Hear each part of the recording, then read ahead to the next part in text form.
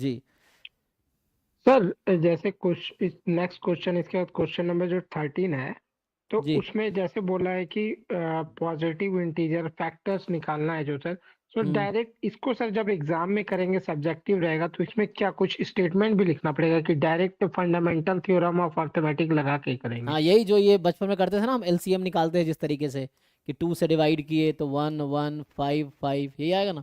फिर हाँ हाँ। फिर मतलब 5। सर वो तो हो गया, मतलब इसमें स्टेटमेंट कुछ लिखना होगा कि डायरेक्टली ऐसे लिख ना ना, सकते हैं सर? आपको समझ आना चाहिए, उसको ऐसे लिखना, समझ आना चाहिए। तो आप स्टेटमेंट लिख सकते हैं, ये क्या किया है। 2310 का इसको बोलते हैं प्राइम फैक्टराइजेशन, ये बोलते हैं ना प्राइम हाँ फैक्टराइजेशन। सर, वो वही फंडामेंटल थ्योरम ऑफ अर्थमेटिक जो था अब सर देखो, पहला जितना हम लोग। अच्छा तरीके से प्रेजेंट करेंगे उतने ज्यादा मार्क्स मिलेंगे, क्योंकि सब्जेक्टिव में फिक्स तो है नहीं कि वैसा होगा। तो जितना आप बेटर उनको समझा पाएंगे उतना अच्छा आपको मार्क्स मिलेगा वैसा, क्योंकि यहाँ पार्शियल मार्किंग भी होगा, कि जितना कर पाएंगे उतने का मार्क्स मिलेगा आपको, वैसा है। तो आप जितने अच्छे से लिख पाएंगे वो आपके ऊपर है। तो आप लैंग्वेज अगर, क्योंकि स्पेस इतना रहेगा, वहां भी स्पेस ही रहेगा, I think pen paper test है ना, तो स्पेस रहेगा, उसी स्पेस में आपको कोशिश करना है लिख देना है। तो टू द पॉइंट लिखिए, और है ना, जितना भी आप जस्टिफाई कर सकते हैं कीजिए। तो सर इसका सॉल्यूशन में ये लास्ट लाइन क्या लिखा हुआ है? The factor one cross point to the empty set, hence there are 2 to power 5 factors. हाँ, तो ये क्या कहना चाह रहा है कि how many positive integers are factors of 2310, कितने पॉजिटिव इंटीजर हैं जो इसका फैक्टर होगा। हाउ मेनी तो पॉजिटिव। हाँ, तो जैसे हमने, डायरेक्ट सर ठीक है, मैं जैसे फैक्टराइज कर रहा पाँच। था अभी, तो कितना आएगा ये। सो 2 किया मैंने, फिर 5 से कर दिया, 2 3 5 1 6, 3 से अब करूंगा मैं। अच्छा, हालांकि ऐसे होता ऑर्डर में कोई दिक्कत नहीं है, 3 से करेंगे तो 3 6 जा कितना आएगा। 77 हो जाएगा सर। कितना, 3 7 सेवन 21, 77 77। 70, हाँ 3 7 21, और फिर 21 77, फिर 7 से करेंगे तो 11 आएगा। ओके, 11। तो ये हमारे पास जैसे आ गया, ठीक है। तो प्राइम, ये जो फैक्टराइजेशन यहाँ से समझ आया कि 2310, मैं वही किया हूँ जो इन्होंने किया है। 2 3 5 7 11, ये फैक्टर्स आ गया इसके। तो 2 3 5 7 11, ये 5 फैक्टर हैं इस नंबर के। अब एनी फैक्टर ऑफ, क्वेश्चन ये था कि how many positive integers are factors of this. तो देखो ना अभी क्या होगा, जैसे ये तो प्राइम फैक्टर्स हैं, आपको टोटल फैक्टर्स निकालने हैं। तो मैं बोलूं प्राइम फैक्टर 5 है इसके, 2 3 5 7 11। अब इसके मल्टीप्लीकेशन से जितने नंबर्स बनाए जा सकते हैं, all are the factors. For example मैं आपको बोलूं कि 2 3 जा 6 हाँ इज अ सर, फैक्टर। 2 6 से हो सकता है, हाँ 2, उसी का लिखा है 2 to power 5। है ना, 2 5 जा, यस। यस सर समझ में आ गया। 2 की पावर सर 5 सर कैसे ये आया। डिवीजन पूछ रहा है सर। हाँ हाँ, डिवीजन पूछना चाह रहा है ना सर, ये तो क्वेश्चन में। ये वैसे 1 भी लिख टोटल सकते हैं, ऑफ अगर मैं डिवीजन। ऐसे लिखूं कि 1 भी इसका एक फैक्टर है, तो 1 2 3 4 5, मतलब 1 तो ऐसे प्राइम वन नंबर नहीं है। यूनिवर्सल हो गया ना सर वो तो। हैं, वन तो यूनिवर्सल हो गया ना, हाँ सबका हाँ होगा हाँ। ना वो तो। बोलिए फिर। ये डिवीजन पूछना चाह रहा है sir. How many positive integers are factors of this. तो 1 भी तो पॉजिटिव इंटीजर है ना, तो 1 तो ऑब्वियस फैक्टर है। हाँ, सो 1 भी तो एक फैक्टर है ना, कहना मतलब 1 तो है ही, लेकिन 1 को किसी से मल्टीप्लाई करें कुछ नया जनरेट नहीं होगा। लेकिन जब आप इनसे मल्टीप्लाई करेंगे तो हो क्या रहा है, समझ यहाँ पे क्या हो रहा है।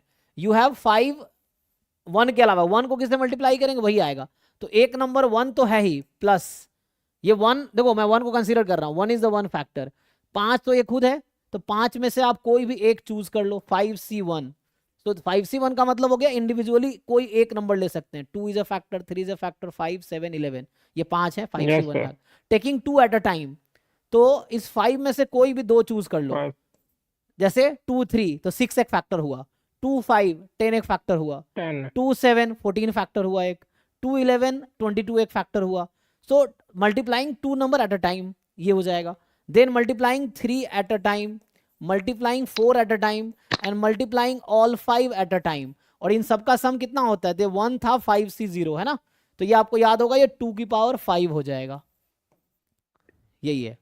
सो ये 1 था corresponding two factor 1, so 1 is also a factor, ठीक है। बट 1 बाकी मल्टीप्लाई कुछ नया जनरेट नहीं करेगा, इनमें से ही एक जनरेट करेगा, तो इसलिए 1 को हमने इग्नोर किया काउंटिंग के सेंस में। तो ये 1 is a single factor, then this 5 number will generate this many factors, and in total they will have 2 raised to power 5, जो कि कितना आ जाएगा, 32 देखो, यस सर 32 है। तो टोटल 32 फैक्टर्स हैं इसके पास। तो इसके पास टोटल 32 फैक्टर्स हैं। वो क्या है, अब बना भी सकते हो चाहो तो, मुश्किल नहीं है ना। जैसे कहा एक एक ले लिया तो 6 हो गए ये, 2 एट अ टाइम तो 2 3 2 5 2 7 2 11 3 5 3 7 3 11 5 7 5 11, इनके प्रोडक्ट्स ले लो दो दो के एक टाइम, फिर 3 3 का प्रोडक्ट एट अ टाइम, 4 का product at a time, then all 5 product at a time. ये है।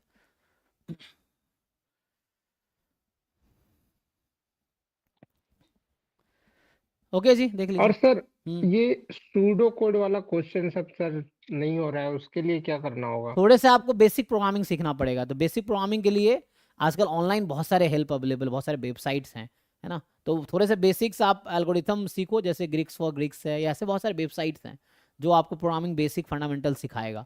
उसमें कोई प्रोग्राम लिखना, मान लो फैक्टोरियल निकालने का प्रोग्राम लिखना है, या मल्टीप्लाई करने का प्रोग्राम लिखना है, या आपको 10 का टेबल लिखना है, 19 का टेबल लिखना है, तो प्रोग्राम उसका लिखो एक ऐसे लिख जो बेसिक। नहीं तो जो बुक रिकमेंडेड है सिलेबस में, how to solve by computer, ऐसा बुक का नाम है ना जी, हाउ टू सॉल्व हाँ बाई। सर बुक तो डाउनलोड किया है, हाँ, लेकिन तो मैं उसको जरा पढ़िए, बड़ा पहला चैप्टर ही पढ़िए, बहुत अच्छे से उन्होंने लिखा है, समझिए उसको। फिर जो एक्सरसाइजेज है ना, उसको कोशिश कीजिए उसका सॉल्यूशन लिखने का। तो आप अगर सॉल्व कर पाएंगे, या एग्जाम्पल सॉल्व जो है उसको आप खुद से लिखने की कोशिश कीजिए, एक्सरसाइज लिखने की कोशिश कीजिए, नहीं तो गूगल कीजिए जस्ट उसको, तो आपको बहुत सारे अप्रोच मिलेगा। आजकल ऑनलाइन बहुत रिसोर्सेस हैं, तो उस पर थोड़ा स्यूडो कोड मतलब एल्गोरिथम लिखना है, मतलब फुल कोड नहीं, आपको एक स्टेप्स बताने हैं कि हाउ टू, है ना। तो उस तरह से आपको लिखना पड़ेगा। हाँ सर मतलब क्वेश्चन भी ऐसा ही पूछा है कि कहाँ गलती है या इसका रिजल्ट कहाँ पे आएगा, हाँ, ऐसे ही टाइप का तो पूछा है उस तरह से क्वेश्चन। आपको थोड़ा सा प्रोग्रामिंग प्रोग्रामिंग इजी है, आप थोड़ा वर्क करें। इनिशियली बहुत टफ लगता है, वैसे ही जैसे स्पेशली जो बच्चे हिंदी मीडियम के होते हैं इनको इंग्लिश बहुत टफ लगता है, तो वैसे ही जो नॉन प्रोग्रामिंग बैकग्राउंड के बच्चे हैं, तो इनिशियली उनको प्रोग्रामिंग बहुत टफ लगता है, लेकिन जब आप आगे बढ़ते हैं, जब आप इंग्लिश सीख जाते हैं, तो आपको समझ आता है इंग्लिश बहुत मुश्किल नहीं है, एटलीस्ट बोलने के लिए इतना मुश्किल नहीं है ना। तो वैसे ही प्रोग्रामिंग का सर भी है, सेम चीज़ है। इनका बेसिकली जो सूडो कोड है ये हाँ, कौन सा है, मतलब सी है, सी प्लस प्लस है, आर है, कौन सा है, ये कैसे पता चलेगा? वो तो ये लैंग्वेज ओरिएंटेड नहीं होता सूडो कोड, है ना। हाँ, ये लॉजिक बिल्डिंग होता है। ठीक है, तो तुम्हें मतलब पता होना चाहिए कि कहाँ क्या हो रहा है, फिर उसको तुम मतलब अगर हर प्रोग्रामिंग का बेसिक है ना, मतलब ये कोई भी लैंग्वेज ओरिएंटेड नहीं है इनका कोई भी सूडो एक कोड। लैंग्वेज सीख लो, तुम पाइथन सीख लो, चलो हाँ सिंपल। सो पाइथन में काम कर लो।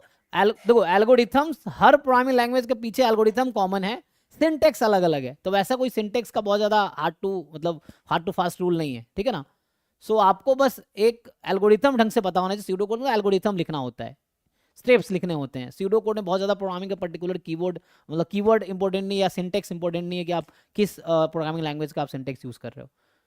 कोई भी अच्छा एक तो एक के साथ चलो। मैं हाँ मैं ये पूछना चाह रहा था सर, ग्रुप में अभी जिन्होंने बताया तो जी जी, वो कैसे प्रिपेयर कर रहे हैं या उनको पता है, वो थोड़ा मुझे हिंट दे दें इसके लिए। बताइए जी श्रीकांत, आप कैसे प्रिपेयर कर रहे हैं, या कैसे सीखा था आपने सर, प्रोग्रामिंग? मैं बीटेक बैकग्राउंड का हूँ, कंप्यूटर अब साइंस ये से। अब ये इंजीनियर हैं, तो इनका ये पूरा बीटेक में यही सीखा है इन्होंने। Yes sir. हाँ तो मैं ये बोल सकता हूँ कि जैसे 2020 एक्सक्यूज का मी पेपर सर। है ना, तो इसकी प्रोग्रामिंग ये पाइथन वगैरह से है ना। तो वो गीक्स फॉर गीक्स वगैरह होती है ना, मतलब ये ऐसे पढ़ के कितना भी कर लोगे ये आएगा नहीं, ये मुश्किल ही लगेगा एक्सक्यूज मी तुमसे, तो सर। कोड करके देखना। अरे थोड़ा सा वेट करो नसीर, डिस्कशन चल रहा है ना, फिर बाद में। हाँ बताओ नसीर, आप बताओ। हाँ मैं एक कोर्स इनको सजेस्ट कर सकता हूँ। वो जी, आईआईटी मद्रास का ऑनलाइन डिग्री का एक कोर्स है, कंप्यूटेशनल थिंकिंग। एनपीटीएल पे?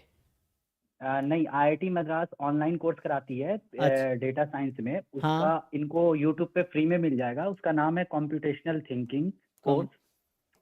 और अच्छा, वो हाँ वो डाटा वो साइंस के लिए कराया जो है। उन्होंने ऑनलाइन करा था, या वो हाँ हाँ हाँ, उनका और बात वो कर रहे हो? ये अच्छा कोर्स अच्छा कराया है सीएमआई के डायरेक्टर ने ही खुद।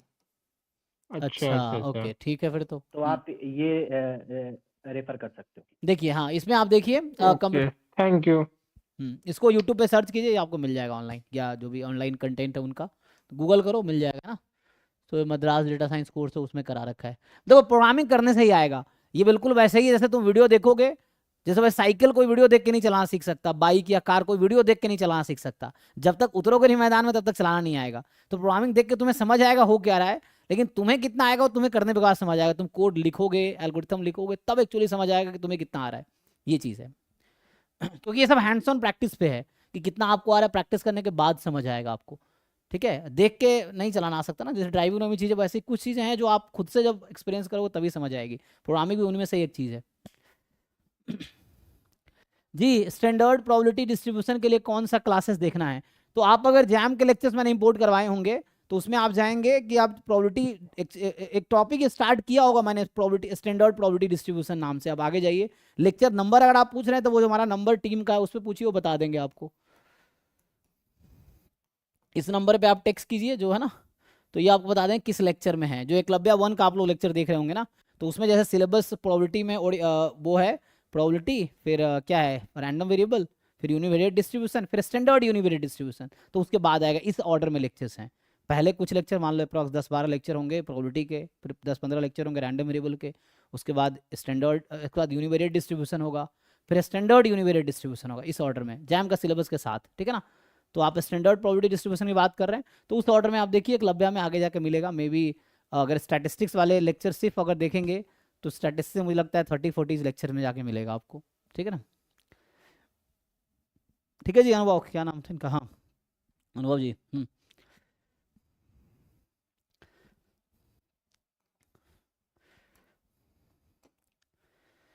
तो वो जो कोर्स है ना उसका एक बुक भी है सीट कंप्यूटेशनल थिंकिंग नाम से। अच्छा बुक भी है सीएमआई के डायरेक्टर। अच्छा उनका बुक है जो सीएमआई के डायरेक्टर हैं। अच्छा उन्होंने तो बुक ये लिखा। अगर जिसके पास पीडीएफ हो वो ग्रुप में शेयर ग्रुप कर में दीजिए। भेज दीजिए, हाँ उसको अगर है तो आप भेज दीजिए गूगल पे ना, जो डायरेक्टर है उनका है ना ये बुक, तो है ना ग्रुप में शेयर कर दीजिए, देख लेंगे।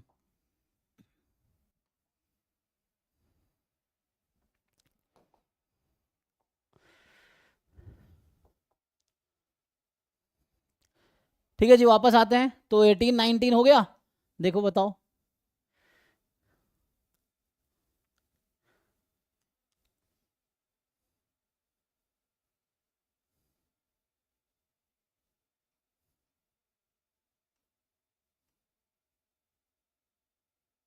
यहाँ फायदा ये है कि सब कुछ लिखा हुआ है ना, सारी सॉल्यूशंस भी लिखी हुई हैं, आपको समझना है, then you have to practice along.